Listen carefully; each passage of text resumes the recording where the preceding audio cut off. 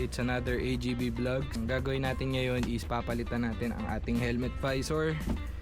Kasi daw ako yung nasa aquarium. Ang unang pumasok sa isip ko yung fish sa Chicken Little. Kaya parang na-realize ko pag ako tumitingin ng weird. So anyways, papalitan natin yung helmet visor. Nakabili na tayo. So simple lang. Kapag pista gamit nyo, from my understanding, isang GP pista tsaka yung course pare-pares lang. So ang gagawin lang natin is, nakikita nyo tong lagay na to. Yan, ayun yung ipo-pull out natin.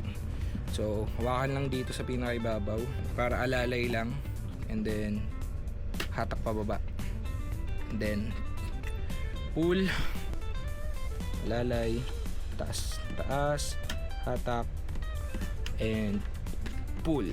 So ayun na, done. Pinalit natin is yung block para tuloy-tuloy yung angas.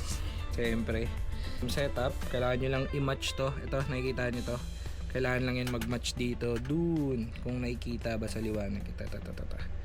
Yeah, makakapa nyo naman siya eh. Hindi ko nakapa.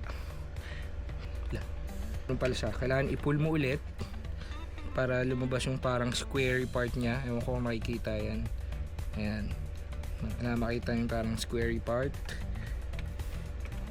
Tapos tapat mo lang, think in place na. Then ganun din sa kabila, pull, place, balik. Done. Kulay black na. Hindi na tayo mukhang ano. Hindi na tayo mukhang nasa aquarium. We'll see. Easy. Nakabad pa eh, no? Adios.